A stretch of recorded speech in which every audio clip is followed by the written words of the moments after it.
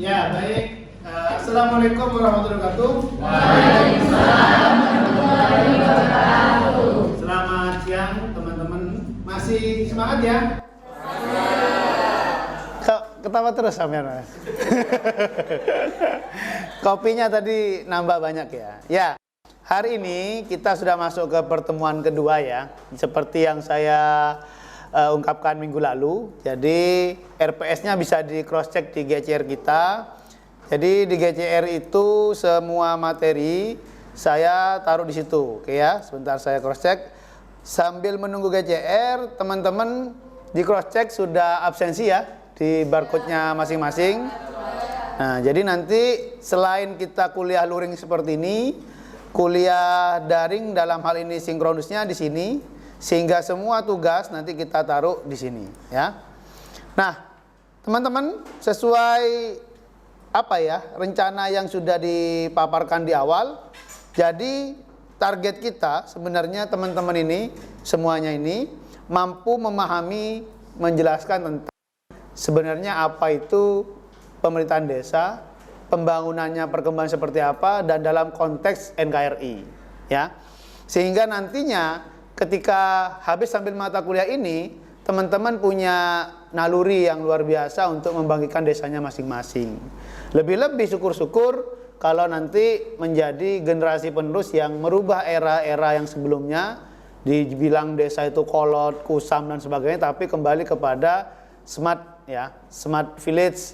Kan itu sekarang lagi trending. Kemudian bagaimana desa itu berkembang dengan segala kreativitasnya menjadi mata pencaharian baru. Ya, nah seperti tahun lalu kemarin. Jadi ketika kita sudah menerangkan pengertian ini, maka saat ini yang akan saya terangkan adalah kenapa akhirnya desa itu memiliki otonomi, bagaimana konsepnya dan bagaimana sejarahnya. Ini memang akan panjang ketika bicara ini, makanya nanti juga tetap ada tugas ya. Seneng ya dikasih tugas ya? Alhamdulillah ya. Jadi di sini kita ingin teman-teman itu paham dulu otonominya, sejarahnya, kemudian perubahannya itu tentang apa ya. Kita masuk ke konsep otonomi. Kalau teman-teman pernah mendengar otonomi itu apa? Sebuah peraturan khusus di bawah, di luar undang-undang. Otonomi coba. Apa coba? Ya. Dari bahasanya saja bisa dilihat ya. Ini memang bahasa Yunani. Jadi kalau yang paling sering dengar adalah otonomi daerah sebenarnya. Jadi dari otonomi ini, autonomos itu sudah berdiri sendiri. Barang siapa berdiri sendiri itu ada kemandirian. Nah, jalan tengah antara Prof. Supomo di awal itu ya, Prof. Supomo, Bung Karno, dan Bung Hatta untuk pasal 18, karena dasarnya desa ini dalam Undang-Undang Dasar 45 itu ada di pasal 18, itu negara kita ini negara yang terdiri dari daerah besar dan kecil. Nanti bisa kamu cross check itu. Besar dan kecil itu ada dibagi provinsi, kabupaten, sampai ke titik terendah yaitu desa. Nah, Bung Hatta mengatakan ya, pemerintahan paling asli ya sebenarnya adalah desa. Sampai bisa cross check ke desanya masing-masing, ke bapak, ibumu, buyut-buyutmu, kira-kira lebih tua mana desa dan negara kita? Tua mana, Pak? Indonesia merdeka tahun berapa?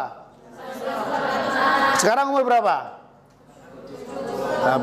Kakek nenekmu umur berapa? Dan kamu coba tanya ke kepala suku atau kemudian orang-orang sepuh, desa itu lebih tua. Jangankan desa, Bangkalan saja sudah sampai ke 200 hari lahir 240-an. Surabaya 475-an. Lah desa gimana?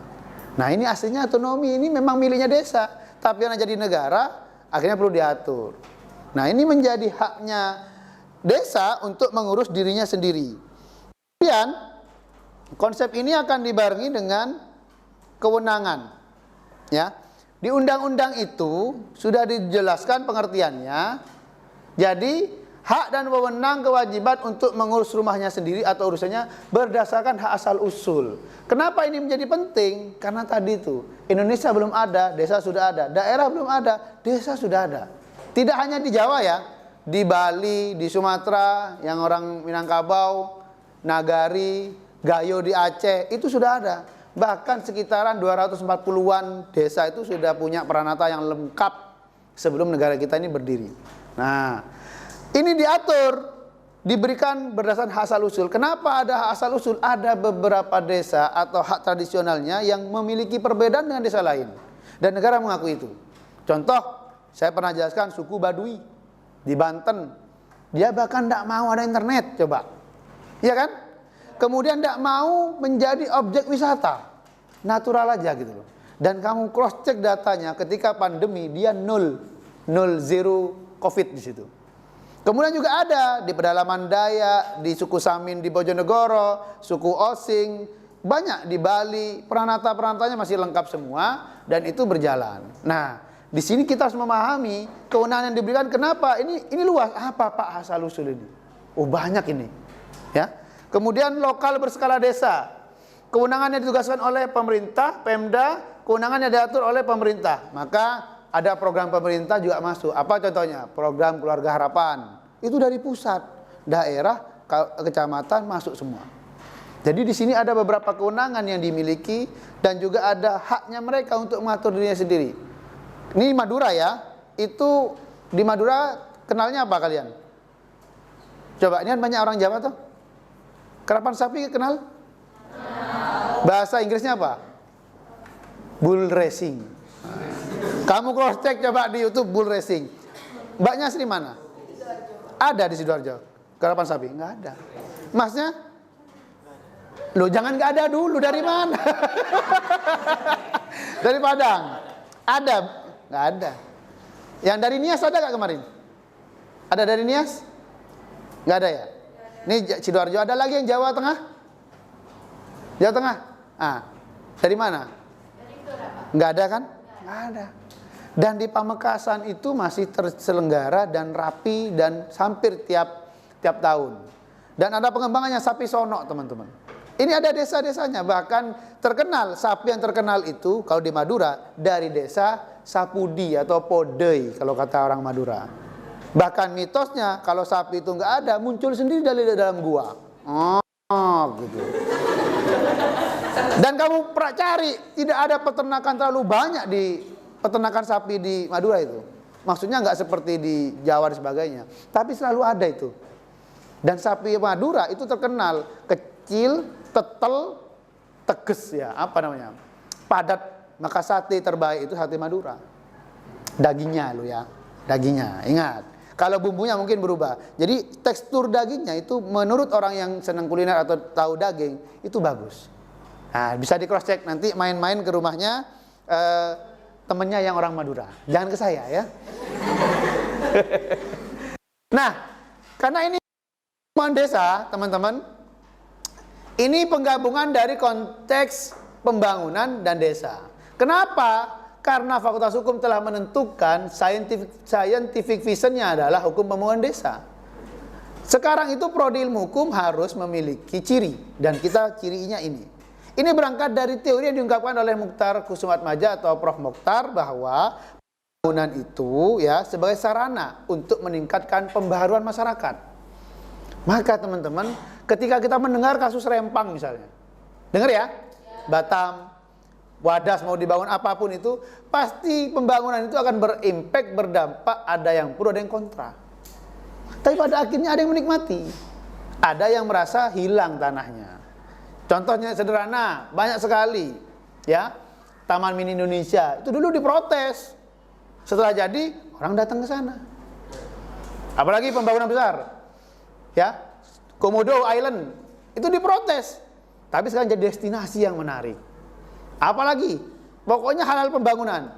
Tinggal sebenarnya adalah pendekatan menurut saya. Nah, hukum pembangunan desa, kalau kita tidak baik-baik pendekatannya, tidak memahami kultur yang ada di Madura atau di Indonesia tentang desa, mau bangun apa, itu akan sulit. Pikirannya selalu buruk. Dan ini juga gimana ya? Nggak terlalu buruk juga. Ini juga haknya orang desa. Madura pernah ditawarkan untuk didirikan PLTN. Apa itu? Nuklir. Sangat takutnya seperti di Jepang. Akhirnya dipindah ke beberapa tempat, ditawarkan di Muria juga. Padahal kalau kita pakai ilmiah, nuklir itu enggak melulu ngebom blur, enggak. Ada beberapa teknologi itu sudah berganti kepada nuklir. Masa kita nanti sampai kiamat pakai bensin terus? Yo, kalau habis gimana? Ya kan? Nah, jadi ini harus dibangun. Cuma dalam konteks desa ini, pembangunan itu upaya peningkatan kualitas hidup dan kehidupan untuk masyarakat desa. Kalau tujuannya bukan ini, berbahaya ketika kita membangun suatu desa yang disebut untuk kesejahteraan rakyat, tapi enggak. Apakah ada Pak ya desa yang dibangun kemudian tidak mensejahterakan rakyatnya? Ya ada. Ya, contohnya apa? Dana desa dibangun hanya untuk jalan golongannya, kan ada ya di beberapa desa. Pilkada itu kadang-kadang keras, akhirnya yang dibangun cuma kampungnya. Padahal amanah desa dalam pembangunan desa ini ya meningkatkan kesejahteraan masyarakatnya, kualitas hidupnya, dan memberikan sarana pengembangan kompetensi sampai berkelanjutan. Jadi nggak sembarangan, meliputi apa? Direncanakan, dilaksanakan, diawasi. Maka orientasinya mengedepankan kebersamaan. Maka amanahnya apa sebenarnya undang-undang desa itu? Ada 4 utama ketika undang desa yang dianggap 1 miliar, 2 miliar, bahkan sekarang ada yang kampanye 5 miliar untuk desa. 1, mendirikan BUMDes, Badan Usaha Milik Desa. Karena kita ketahui apa ya? Kamu pernah dengar kampung keris nggak? Di mana? Sumeneb. Bagi orang Indonesia, keris itu pusaka, bukan hanya senjata. Atau kampung celurit, pernah dengar nggak? Di Galis, pengrajin pembuat celurit. Ada lagi di Jawa mungkin yang khas banget gitu. Kampung apa? Apa? Kampung bukan kampung Inggris juga. Pengrajin apa? Oke, saya punya teman di Blitar. Blitar itu tempatnya peternak telur dan koi. Di Jabung, di Talun itu ya kampungnya kampung untuk nganu jagung. Bukan jagung, apa peternak telur. Nah, ini kan berbeda-beda Mas, Mbak, tiap desanya. Ya, apalagi kita lihat Madura dan Jawa itu berbeda. Dan Sulawesi dan Sumatera itu berbeda. Maka orientasinya kalau nggak seperti ini itu berbahaya. Selain BUMDes, karena akhirnya punya usaha, apa? Membangun infrastruktur jalan. Ada orang Jombang di sini? Orang Kediri. Sidoarjo, desa-desanya masih hot mix semua kan? Kamu coba muter di Madura masih ada yang nggak hot mix. Jadi infrastruktur ini penting. Kalau kamu ke Jogja, ke Pantai Indrayanti, kemana, Gunung Kidul, itu jalannya sampai ke titik desa itu bagus. Sehingga kita mau datang, enak nggak kira-kira? Takut nggak kalau penerangan jalannya jalan bagus terang? Nggak takut lagi. Dulu yang konotasinya serem, mau malam-malam orang camping di situ, ya nggak ada masalah. Jadi itu. BUMDes, infrastruktur, yang ketiga apa? Embung desa. Apa embung itu? Kayak waduk-wadukan itu loh. Ya. Kenapa? Karena kita ini modelnya tropis, tidak semua tanah kita ini subur, maka menggunakan air tada hujan. Kamu lihat di sekitar kita ini, ya, di Telang ini, kering nggak? Kering. Karena nggak subur. Di Jawa nggak mungkin kering, karena kualitas airnya masih banyak. Maka pakai embung, dibuatlah embung. Ya, yang keempat apa? Dilihat juga sarana hiburannya apa? Sarana prasarana olahraga. Bangun tempat voli, sepak bola, main apa. Karena biar tidak jenuh. Orang desa itu kan guyup. Main voli bareng, main bulu tangkis bareng. Musiman sih sebenarnya ya. Ketika Taufik Hidayat menang, main bulu tangkis kan begitu ya. Nah, ini terjadi. Cuma 4 itu amanah. Tapi ada nggak kira-kira? Mohon maaf ya. Di desanya sudah dapat, kamu dengar ada 1 miliar langsung ke desa, 2 miliar. Yang kaya cuma beberapa orang. Banyak kan? Nah, artinya pembangunannya nggak orientasi ke sini. Nah, nanti saya kasih contoh yang Gul Ponggok dan beberapa orientasinya ke situ. Sampai ngasih beasiswa. Ini sudah berapa menit ya? Oke. Soalnya kita perkuliahan juga butuh waktu ya. Nah, kemudian ini juga menjadi penting. Siapa yang menggerakkan itu? Masyarakat. Nah, menurut Profesor Muksan, dosen saya, guru besar di UGM, ada 3 poin utama baik Pemda atau desa itu untuk mau maju. Yang pertama, distribution of power. Pembagian kekuasaannya harus jelas, siapa yang memiliki kewenangan. Jokowi itu sampai kemana sih presiden kewenangannya? Bupati, gubernur, kepala desa itu di mana? Yang kedua, distribution of income. Ada pembagian pendapatan termasuk aliran dana desa. Yang ketiga, social empowering. Masyarakatnya harus berdaya. Mungkin masyarakat toju kok rokok main gaplek. Ya, lunggu-lunggu, mangan, turu, nelek, gak jadi ya. Kemudian dulin tok tapi tidak mengembangkan sesuatu, ya nggak bisa. Maka masyarakat yang disebut di sini pengertian katanya istilah kuncornikrat, skakmak, selosumarjan. Jadi mereka itu seperangkat orang ya atau sekumpulan manusia yang saling berinteraksi untuk melakukan interaksi sosial yang mencapai apapun itu. Jadi ini menjadi penting. Nah, sosial ini yang akan menggerakkan desa itu sendiri. Nah, ya. Langsung ke desanya. Jadi ketika disebut tadi desa, maka masyarakat itu kelompok manusia, individu yang secara bersama-sama tinggal di suatu tempat yang saling berhubungan. Nah, ini menjadi penting teman-teman. Jadi tadi ada unsur otonomi, pembangunan, yang ketiga unsurnya adalah masyarakat desa itu sendiri. Jadi tiga ini saling berkelindan di dalam membangun kemajuan pembangunan desa.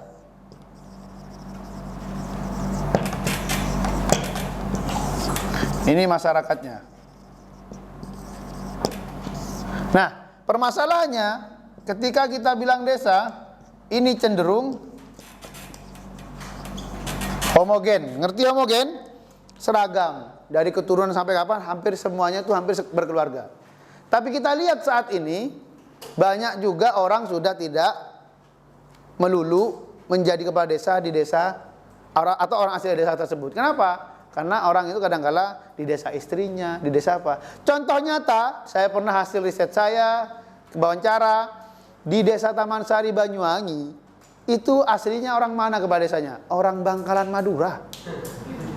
Coba, kamu bisa cross check, juara 1 tahun 2021 desa terbaik yang mendapat anugerah adalah desa Taman Sari Banyuwangi dengan kawasan ijennya, ijen kreator dan sebagainya.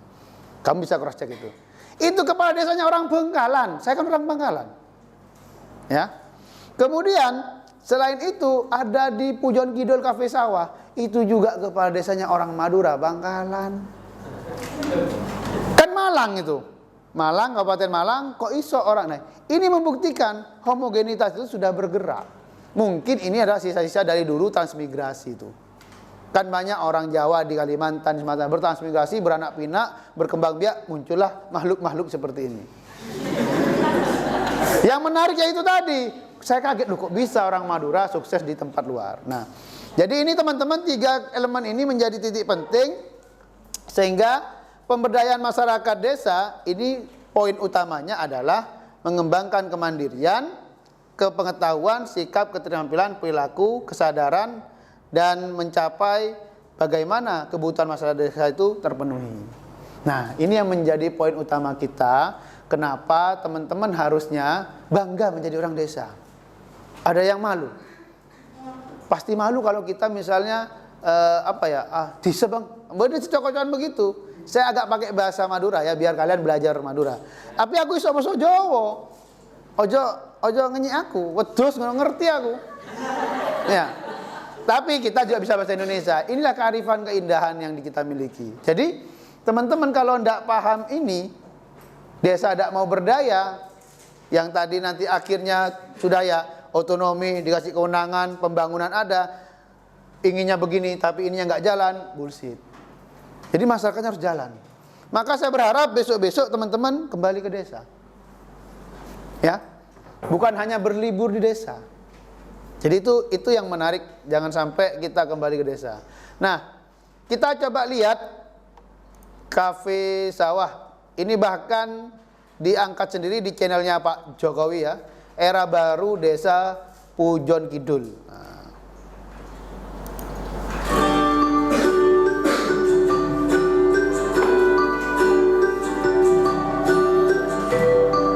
Di Malang ya ini ya.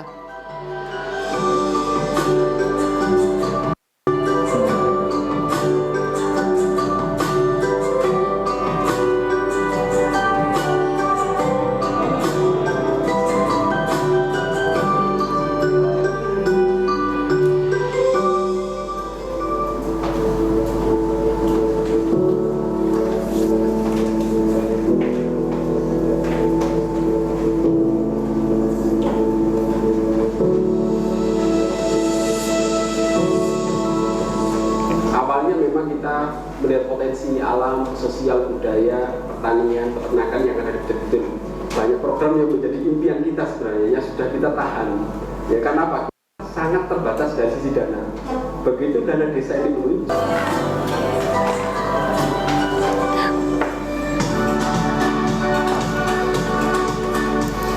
Oke ya, itu salah satu contoh. Ada yang pernah ke sana?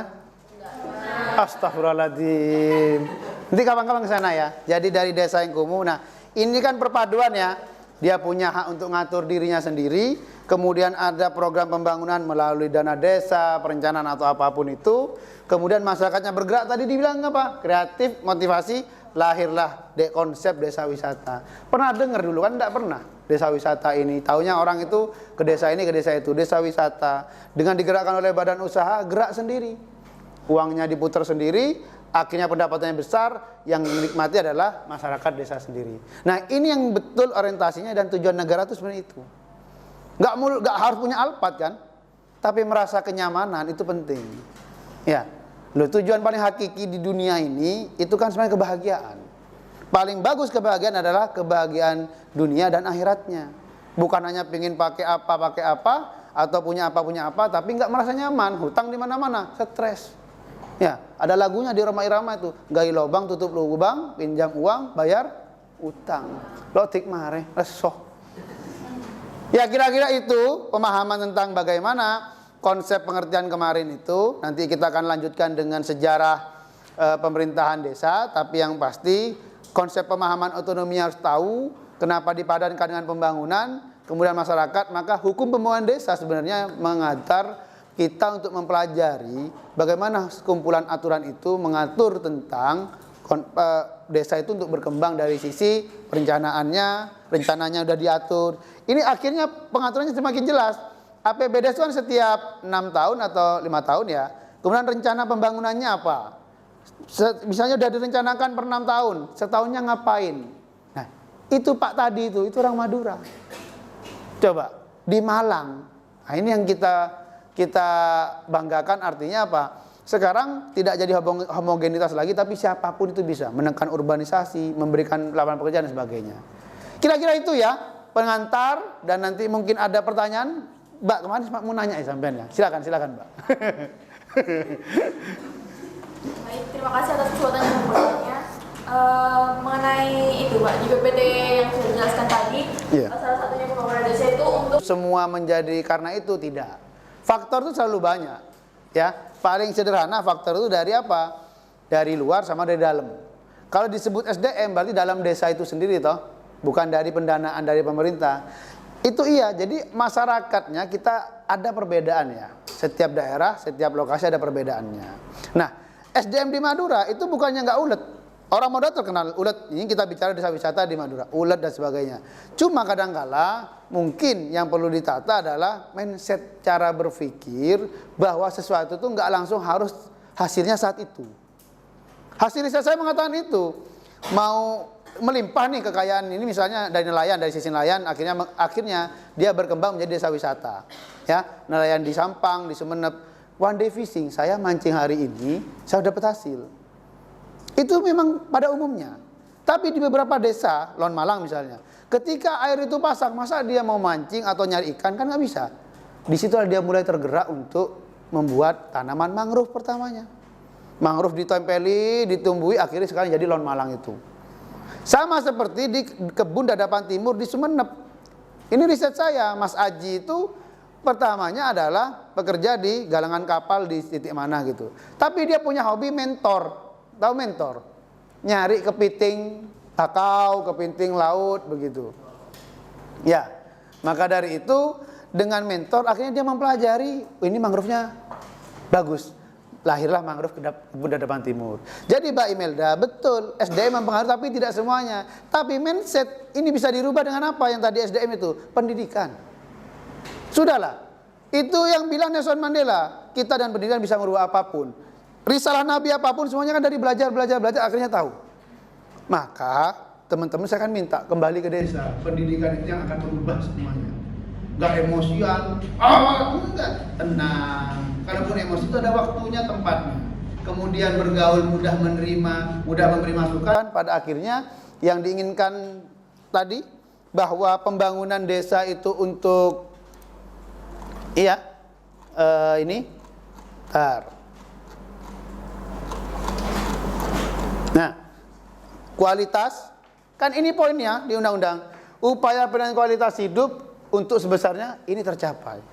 Kalau saya berharapnya ini, ya, nah regulasinya sudah mendukung, undang-undangnya ada, PP-nya ada, Permendesnya ada, peraturan di bawahnya, Perda itu udah ada. Tinggal apa? Komponen 3 itu bergerak, ya, pemerintah bergerak, masyarakat bergerak, kreativitas, kemudian mungkin didukung dengan ada yang keuntungan, desa yang memiliki alam yang bagus, ada potensi hasil yang bagus, ada pertanian yang bagus, peternakan yang bagus dan sebagainya. Mungkin kira-kira itu Mbak Imelda ya. Nah, teman-teman, karena ini harus kita lanjutkan ya. Nah, habis materi ini kita juga akan lanjut ke pemerintahan, sejarahnya, sejarah pemerintahan desa seperti apa. Kok muncul-muncul desa diatur dan sebagainya. Kira-kira itu. Tapi saya sudah terima kasih kepada teman-teman yang sudah bertanya, dan ada oleh-oleh ya. Apa oleh-olehnya? Ada tugas buat kalian. Dicatat tugasnya, sangat gampang ya. Silakan membuat narasi dalam bentuk smart video. Jadi nggak mau ditulis saya, nggak mau ditulis, nggak mau diketik. Boleh itu semua diketik, tapi coba dinarasikan. Maksimal 7 menit. Nah, maksimal 7 menit apa? Menggali desanya masing-masing dan bercerita tentang desanya. Kira-kira potensinya apa dan sudah ada pembangunan apa di desamu? Desamu desa apa misalnya, Mas? Desamu apa jenenge? Melayu. Desanya kamu? Kelingan. Kan beda-beda. Itu diceritakan apapun itu maksimal 7 menit dan boleh pakai kreativitas apapun. Boleh video sendiri nge-vlog, "Hai guys, gue di desa saya nih," gitu loh. Atau minta tolong temennya divideokan, atau kamu pakai PPT, ya, kamu pakai Zoom, kamu presentasi sendiri. Yang pasti saya mintanya smart video, kreativitas. Semakin bagus nilainya semakin bagus. Kemudian apa? Di-upload di YouTube channelnya masing-masing. Ya, di-upload, yang dikumpulkan ke GCR itu apa? Link YouTube-nya saja, ya. Nah, di situ kita mencoba menggugah, kita menggali desa kita sendiri. Semakin dalam YouTube-nya itu yang subscribe sama view banyak, itu nilainya semakin bagus. Paham ya? Enak ya tugasnya, Mas ya? Enak. Kenapa? Kenapa? Sing genah lagi tenanan iki le. Oh, serius ini? Wah, tugas beneran itu. Tugas beneran ya? Apa? Deadline-nya sebelum UTS. Ini sudah keberapa? Pokoknya sebelum UTS atau pas UTS itu harus terkumpul dan akan saya nilai. Kenapa? Ya, Oktober. Minggu ke pertama atau kedua? Ada lagi? Tugas individu. Dikira guyon saya ini. Serius ini, Udah ya? Kira-kira itu cukup ya? Saya kira cukup. Terima kasih. Sampai jumpa minggu depan dan tugasnya dikerjakan. Saya akhiri. Wassalamualaikum warahmatullahi wabarakatuh. Jangan lupa tetap semangat.